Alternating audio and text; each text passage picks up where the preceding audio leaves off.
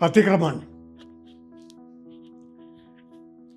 एक अमरबेल की तरह हरे भरे पेड़ पर चढ़ता है और थोड़े दिन बाद पेड़ की जगह सिर्फ अमरबेल लटकती हुई दिखती है। अतिक्रमण अमरबेल की तरह पराये आश्रय पर फलता फूलता है, अपने आप को पसारता जाता है। अतिक्रमण कहाँ नहीं है, फुटपाथ पर, सड़क पर, कॉलोनी में, कॉलोनी के घर के आगे, खाली प्लॉट पर, कहाँ नहीं है। अतिक्रमण एक ऐसा राक्षस है जो अपना मुंह फैला के सब कुछ खा जाता है। 100 फुट की सड़क घट के 30 फुट रह जाती है और हम कहते हैं 30 फुट की सड़क भी बहुत है। अतिक्रमण खा जाता है रेल किनारे की पटरियों को, फुटपाथों को, सड़क के किनारे बने हुए कच्ची जमीन को जहां पर गाड़ी मुश्किल से चल पाती है। अतिक्रमण खा जाता है हमारी संस्कृति को। ये अतिक्रमण हम बात जो कर रहे हैं वो सड़क पर या सरकारी संपत्ति पर है, लेकिन ये अतिक्रमण हमारी संस्कृति के साथ भी है। हमारी सोच हमारी संस्कृति को खा जाती है और जब हमारी संस्कृति खत्म होने लगती है तब वो अतिक्रमण सड़कों पर उतर के आता है और हम वो अतिक्रमण करने लगते हैं जिसके हम अधिकारी नहीं। सबसे पहले हम शुरू करें किसी कॉलोनी से। कॉलोनी में ठेकेदार ने या जिसने कॉलोनाइजर है उसने कॉलोनी बनाई, 20, 22, 30, 25, 24, 30 फुट की सड़क। कॉलोनी ने जो प्लॉट आपको बेचा, आपने उसका ग्राउंड लेवल सड़क से 1.5 फुट ऊंचा उठा लिया है।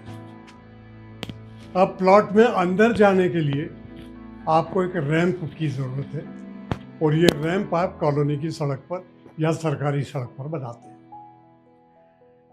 ये रैंप 3 से लेकर 5 फुट लंबा हो सकता है और ये 3 से 5 फुट की जगह आप उस सड़क पर जहां पर ट्रैफिक चलना चाहिए उसको खा गए हैं। अब चूंकि वो खराब दिखेगा इसलिए पूरी लंबाई में आपने वो एक रैंप बना दिया। ये रैंप आपने कब बनाया? जब आप 4 फुट जमीन ग्रीन बेल्ट के नाम पे कब्जा कर चुके हैं। ये 4 फुट अतिक्रमण आपने ले जाके अपने मकान की बाउंड्री में मिला लिया और फिर उसके आगे 4 फुट का अतिक्रमण, फिर उसके आगे 4 फुट का अतिक्रमण रैंप, और अब उसके बाद गाड़ी घर में पार्क करने में तकलीफ पड़ती है इसलिए गाड़ी सड़क पे पार्क की है आपने। तो दोनों तरफ से जो 30 फुट की सड़क थी वो घट के 12 फुट की रह गई। घरों का पानी, बरसात का पानी, वेस्ट वाटर, वो सब चारों तरफ से बह के सड़क पे आता है। सड़क डामर की नाली बन चुकी है। नाली का पानी कहाँ जाएगा? ये अतिक्रमण जो हो चुका है, ये पानी निकलने की जगह नहीं है और हम रोज गाली बकते हैं नगर निगम को कि नगर निगम कोई ध्यान नहीं देता, नगर निगम कुछ नहीं करता है, सड़कों पर पानी भरा हुआ है।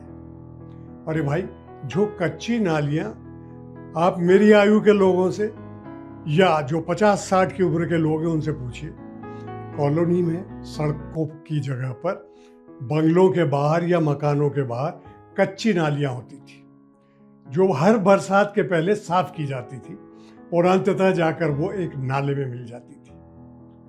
बरसात का पानी सड़क पर नहीं आता था। लोगों की गाड़ियां अपने घरों में खड़ी रहती थी। म्युनिसिपैलिटी यदि इन सभी गाड़ी वालों पर एक पार्किंग टैक्स लगा दे तो म्युनिसिपैलिटी की इनकम भी हो जाएगी, गाड़ियां घर में भी चली जाएंगी।